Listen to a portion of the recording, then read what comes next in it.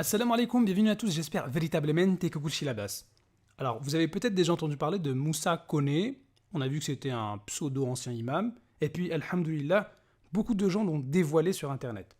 Aujourd'hui, je vous parle de Moussa Koné, version femme, et qui a fait aussi des centaines de milliers de vues malheureusement. Elle a grandi musulmane, elle est pratiquante pendant toute sa vie. Vraiment, j'ai pratiqué l'islam corps, âme et esprit. Je suis allé très loin dans l'islam et tout. Je viens d'une famille musulmane pratiquante. Ce que je vais vous dire aujourd'hui, c'est de la réalité. Je vais vous dire que ma famille, les religions musulmanes, ils ne s'amusent pas. Une famille musulmane pieuse. Ils ont commencé dès les bas âges. On les apprend à lire le Coran. On les apprend comment prier, comment respecter et tout. Donc en fait, c'est comme Moussa Koné, hein. On était des musulmans pieux, et puis on connaissait tous le Coran, et puis le père du père de l'arrière-grand-père du père de mon père était aussi imam, et puis voilà quoi, on était des musulmans, mais 100% quoi. Ok, et sinon, c'est quoi ta preuve que tu étais pratiquante? Si tu as des preuves pour que les vrais musulmans sachent que celle-là, elle a vraiment été pratiquante de l'islam. Ah, voilà, enfin, peut-être c'est pas comme Moussa Koné qui était un grand menteur. Là, les preuves, elles arrivent, donc attention, elle va donner les preuves qu'elle était très pratiquante. Et dans l'islam qu'on pratique, il y a des maraboutages qu'on fait. Tu pries Allah, mais tu vas chez les marabouts. Tu pries Allah, tu vas même voir les imams. Et ils regardent ta destinée. Comment tu vas devenir, quel sacrifice tu dois faire et tout. Je vais vous dire que tout cela, je l'ai pratiqué. Non mais attendez déjà, vous pouvez pas dire être musulmane et en plus pratiquante et pratiquer la sorcellerie. Et aller voir des charlatans pour qu'ils vous prédisent l'avenir, tout ça c'est de la mécréance. Fala takfur. Dit en vérité, ma salat, mes actes de dévotion qui incluent les sacrifices, ma vie et ma mort appartiennent à Allah, Seigneur de l'univers. Quand on est musulman, on ne prie que Allah Azza wa Jal. On ne sacrifie que pour Allah, le Seigneur de l'univers, c'est le seul qui mérite l'adoration. Et vous nous dites que vous pratiquiez la sorcellerie, que vous interrogiez des charlatans qui vous prédiraient l'avenir. Mais vous n'étiez pas musulmane, madame. Elle est pratiquante. Pratiquante.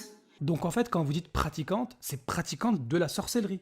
Je vais vous dire que tout cela, je l'ai pratiqué. C'est de la réalité. Toujours la même contradiction avec Moussa Koné version femme, c'est qu'elle dit que sa famille était des gens qui ne blaguaient pas. Hein. Ma famille, les religions musulmanes, ils ne s'amusent pas. Et pourtant, je voyais même mes parents aller chez les marabouts faire des sacrifices en mon nom. Parce que oui, j'avais dit que je viens de l'islam. Nous avons fait, mes parents et moi, nous avons adoré plein de faux dieux. Nous avons fait des sacrifices et tout. Attends. Pourtant, ailleurs, tu avais dit...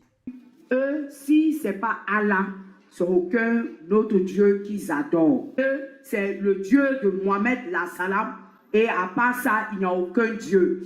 Et maintenant, tu dis... Mes parents et moi, nous avons adoré plein de faux dieux. C'est aucun autre Dieu qu'ils adorent. Nous avons adoré plein de faux dieux. Et à part ça, il n'y a aucun Dieu. Non, mais il n'y a même pas besoin de continuer la réfutation de ce puissant faux témoignage. Tu reconnais toi-même que tu pratiquais la sorcellerie et que tu adorais plein de faux dieux. Exactement le contraire de ce qu'est être musulman, soumis à Allah Azza wa Jal, le seul créateur. Donc tu n'as jamais été musulmane.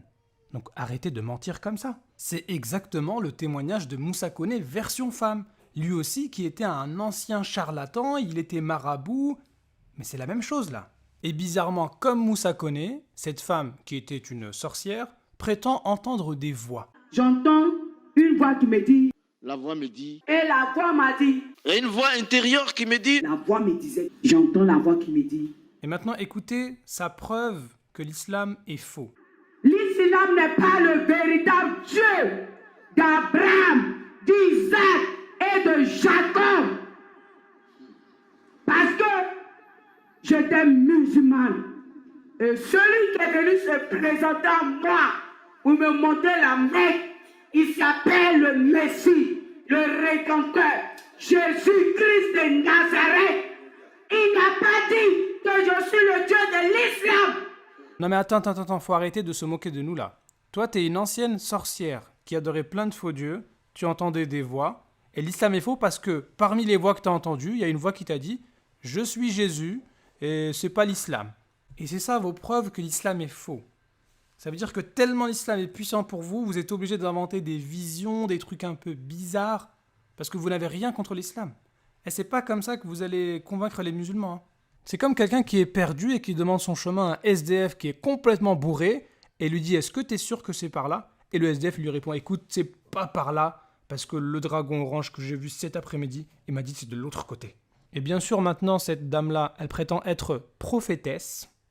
Et aujourd'hui, étant musulmane, Elle ose se comparer au prophète Abraham, alayhi salam. et il a dit de la même manière, j'ai dit à Abraham de sortir dans la maison de ses pères.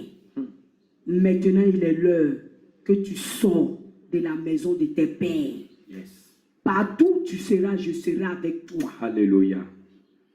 Au Seigneur. Partout où tu seras, je serai avec toi. Ceux qui te combattront me combattront. Ceux qui te maudiront seront maudits. Ceux qui te béniront seront bénis. Alléluia.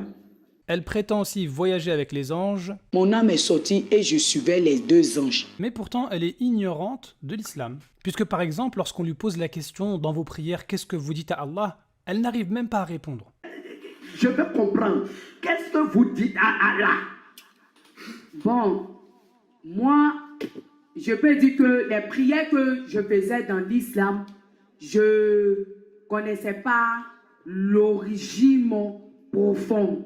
C'est quand Jésus-Christ de Nazareth est venu me prendre pour m'amener à la Mecque, Yes. qui m'a révélé tu vas toutes entendre. les choses cachées.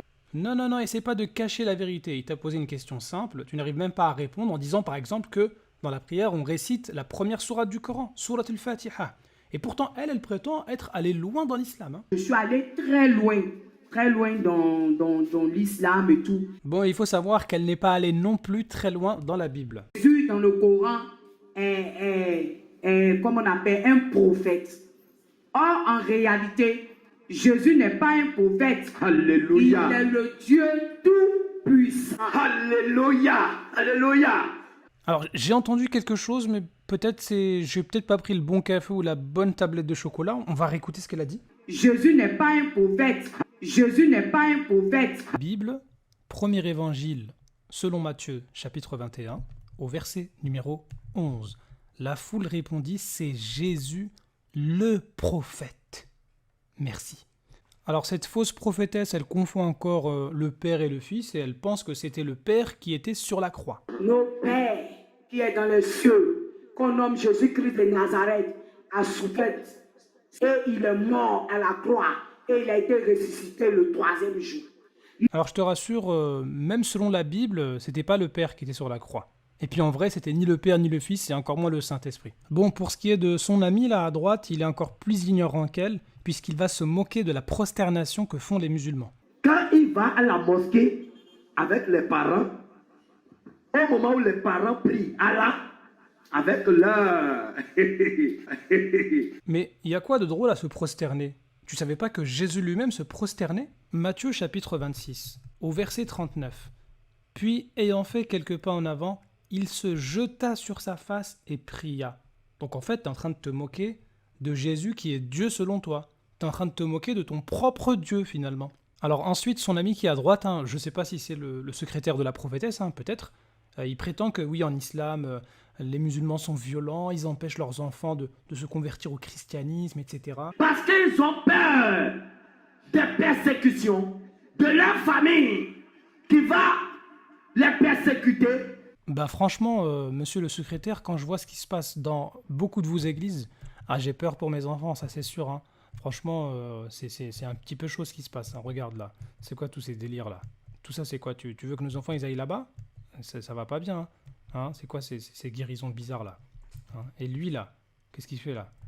Et lui il prétend capturer les fantômes, il s'écrit dans Pokémon. Bon, le plus drôle dans tout ça, c'est que ce pasteur, il va citer le livre de la Bible qu'il fallait pas. Dans la Bible, Dieu dit, je mets devant toi la vie et la mort. la vérité et le mensonge est là. Le ciel est là et l'enfer est là. Mais lui, il te demande de choisir la vie. Lui, il te demande de choisir la lumière. Lui, il te demande de choisir le ciel. Mais il ne te force jamais. Il te laisse la liberté. Laissez-leur aussi la liberté d'aller découvrir la lumière.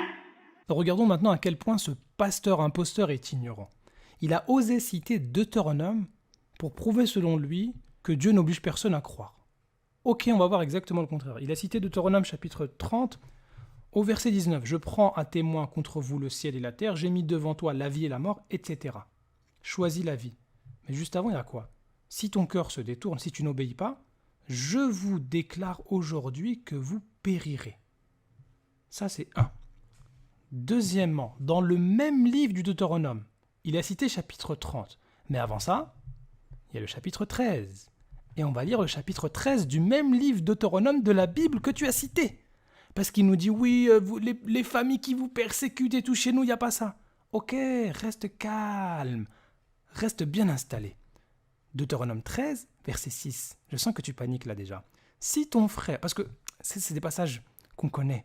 Si ton frère, fils de ta mère, ou ton fils, ou ta fille, tu nous parles des enfants là, eh oui, ou la femme qui repose sur ton sein, ou ton ami que tu aimes comme toi-même, t'incite secrètement en disant « Allons et servons d'autres dieux. » Ah ah, tu n'y consentiras pas, tu ne l'écouteras pas, c'est pas suffisant.